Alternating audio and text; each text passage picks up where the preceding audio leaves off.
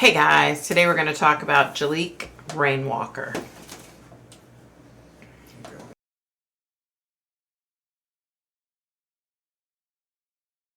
Hey guys, Victoria Paxton here. Thanks for stopping back by my YouTube channel. Hey guys. Okay, like, share, subscribe, it's free.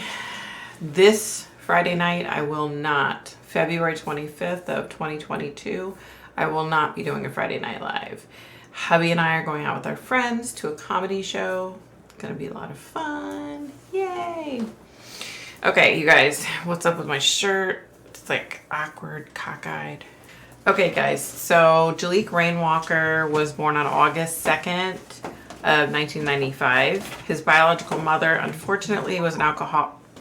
Jaliek's biological mother was an alcoholic and a drug addict, unfortunately. As a result, Jaliek was born addicted to crack cocaine. That poor child did not stand a chance from the jump. He did not stand a chance. So Jaliek lived in 6 different foster homes before being adopted by Stephen Kerr and Jocelyn McDonald in 2002. So Jaliek suffered physical, mental, and SA, abuse that sickos like to do to little kids. I can't say it on here. As a result, he wasn't an easy child to care for. He suffered from violent outbursts and temper tantrums. Okay, so his adopted parents had 3 biological kids, an adopted sister, and Jaliek. Supposedly, some of Jaliek's siblings were afraid of him. Jaliek's former foster family, okay, so the family he was with before Stephen and Jocelyn, okay, they wanted to adopt him. But he attacked their daughter, and so that forced their hand, and they were like, we can't safely take him into our home, which that's got to be crushing for that poor little boy. Like, he thinks he finally finds a home, and then bam, So everyone claimed he was a wonderful child. Aside from his violent outbursts, he was smart, he was happy. His life living with the Kerrs was not a traditional lifestyle. So they lived together in rural New York with no running water and limited electricity, okay? And the only electricity they had was when they would turn the generator on for a couple hours every day. Yeah. And they all slept in one bedroom. So we're talking 3, 4, 5 kids and 2 adults. What? They had to have started living this way after they adopted Jaliek, because otherwise they would not be approved. I know, because I went through the system. I took in kids that were in the system. Well, they weren't technically in the system, but we fostered them and we took them in. And they come by your house all the time. For a perfect example, our 2 youngest were a boy and a girl. So we thought, if we have a 3-bedroom home, we'll put the younger boy and girl in the same room. We weren't allowed to. We had to put our older son, who was much older than our younger son, in a bedroom together, which really sucked because our oldest son was the oldest. He should have had his own damn room, right? But CPS rules, that's,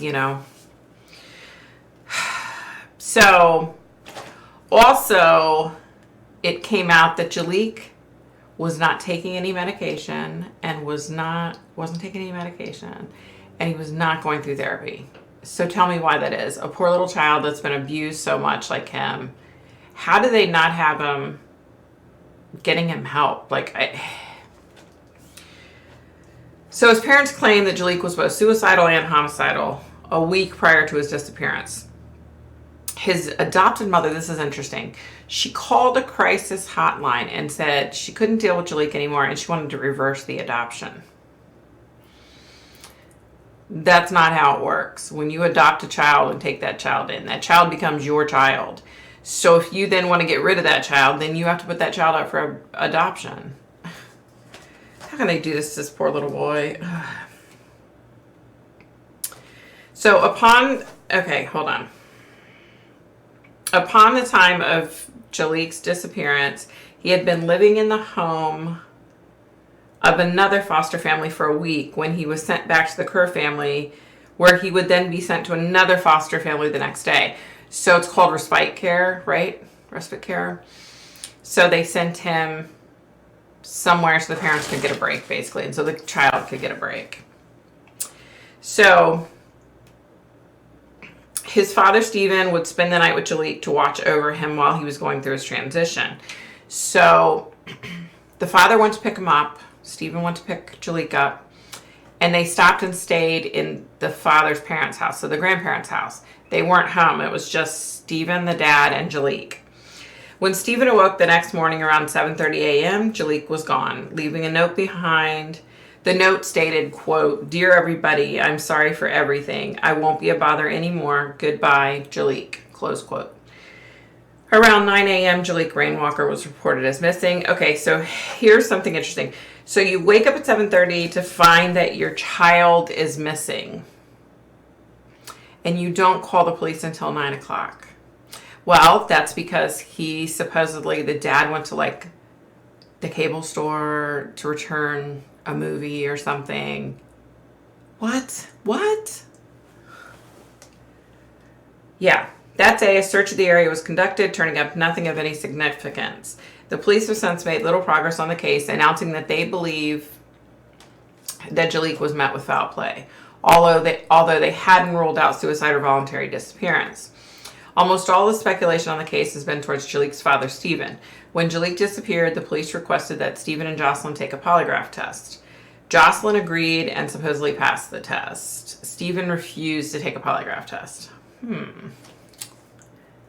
I wonder why. Jaliek's adopted grandmother, since his disappearance, has been advocating nonstop for him and his safe return, and has stated that she believes Stephen harmed Jaliek on the night of his disappearance and has covered up what occurred. Now, this is Jaliek's adopted mother, Jocelyn's mom, that I'm talking about here, okay? Some of Jaliek's former foster parents have agreed with this and have continued to advocate for Jaliek. Jaliek's former foster parent, Tom, has alleged seeing Jaliek writing a letter apologizing for the harm he had caused after being instructed to do so by Stephen. So he believes this may be the note that was left behind by Jaliek. It wasn't something that he wrote and then disappeared. It was something that he had written to apologize to his family for his behavior. The Kerr family alternately suggests that Jaliek may have run away to live. Are you ready for this, you guys? Are you ready for this? Okay. The Kerr family thinks that Jaliek may have run away to go live with an African-American family because he didn't consider himself biracial. He considered himself black, and he wanted to live with people that were like him because he had been put in white foster homes the whole time. You guys, really? Really? And then another thing they said, he might have left to go join a gang. He's 12 years old. He's homeschooled. He doesn't have any friends. He doesn't know anybody. He's living in the middle of nowhere with an outhouse, and they all sleep in the same room, and they have no electricity and no running water. And that's where he's headed. Yeah, he's going to go live with a gang. Yeah. First of all, do you know of any gang that's just going to take some kid in that they don't freaking know and be like, yeah, kid, come on, we'll put you up and you can come join our gang? You know, come on. God, these people, do they think that we're that freaking stupid? I mean, come on.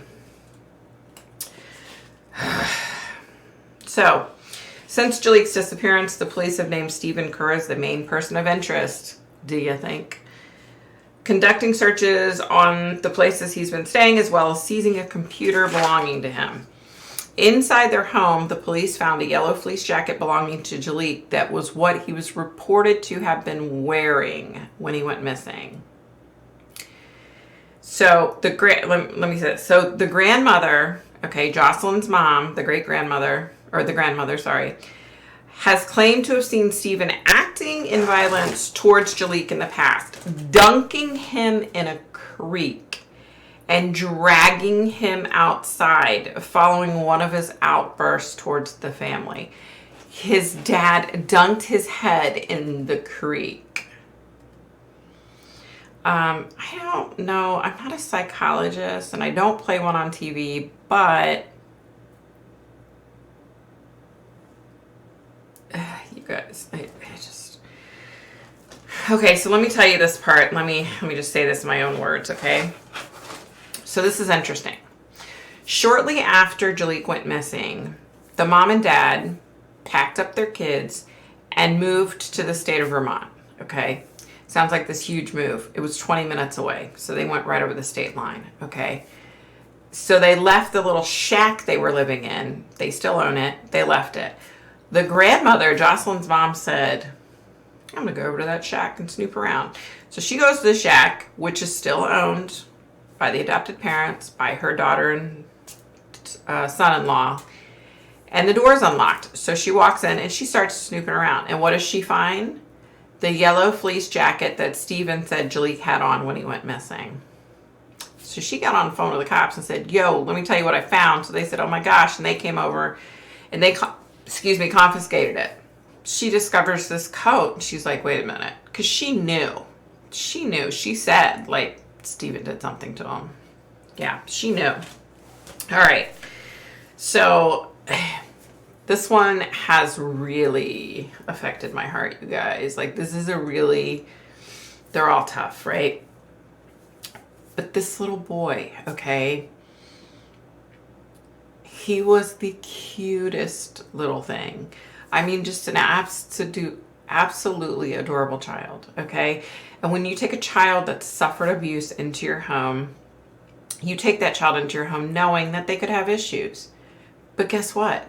You look past those issues and you get that child help. I mean, we know we did it with 2 adopted kids, you know, and we did whatever we had to do to get them help. You know what I mean? So this kid didn't stand a chance.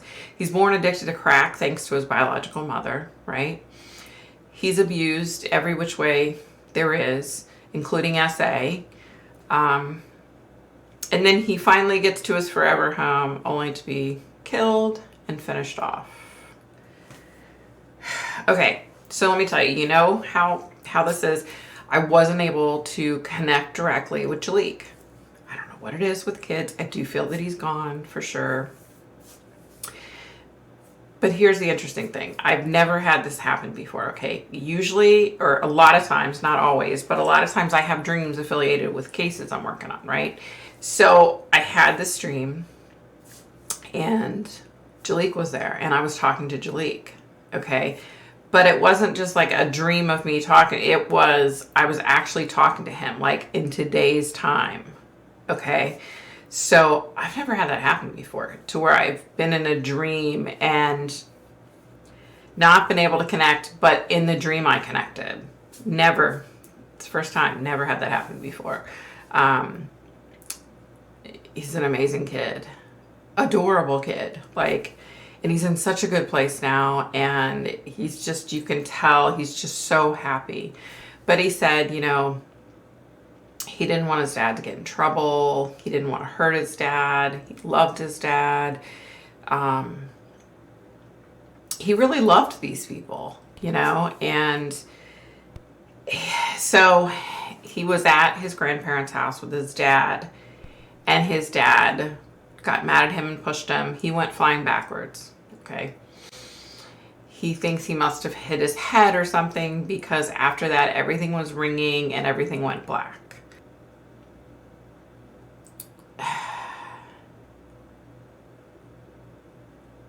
So, you know, he did bring something up in the dream that was kind of bizarre.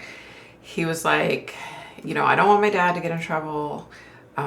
He was a good dad. He tried. But it was because I was a bad kid. Like, he just did, you know, what he did because I was a bad kid. You know, and I said, no, that's not accurate. You were not a bad kid. You were a child that had been through a lot, that needed help, and that everyone in your life screwed you over.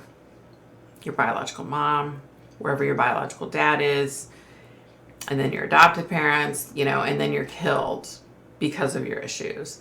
I was like, no, don't ever say it was because you were a bad kid. It had nothing to do with you. Yeah, we talked for a little bit, and it was good to see that he was happy. You know what I mean? And he looked really good. But this is a really tough, this is a really tough one, you guys. I was in this dream crying because it just tore my heart up. Like, this little boy, you know, he didn't do anything wrong. Like, he didn't deserve to be where he was, and he didn't deserve what happened to him. And I hope this SOB, I hope this POS, his dad, is eventually arrested. And I think he will be. I think him and his wife, even possibly his wife, even though I don't really think his wife was involved, but she may have concealed some stuff, you know. So that about does it, you guys. Be nice, be kind, stay safe, stay healthy. I hope everybody's healthy and getting over the CO crap that's going around. And yeah, that about does it for me. Oh, and there's no Friday Night Live Friday, February 25th of 2022, because hubby and I are going out to a comedy club. Okay, guys, that about does it for me. Bye, guys.